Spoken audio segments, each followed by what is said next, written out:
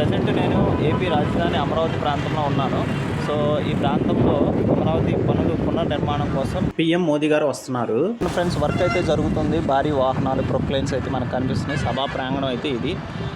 So ఇక్కడ అన్ని రోడ్లు చాలా విశాలంగా అయితే ఉంటాయి. డే లైట్లు ఉన్నాయి, బార్కేడ్లు అన్నీ తెచ్చిపెట్టారు. చూడండి, వాటర్ ట్యాంకులు తిరుగుతూనే ఉన్నాయి. ఫ్రెండ్స్, ఇదంతా సభా ప్రాంగణం చూడండి, చాలా పెద్దది.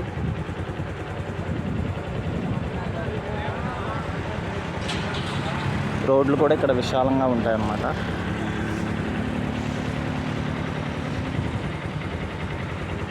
అక్కడ చివరి వరకు ఉన్నాయి.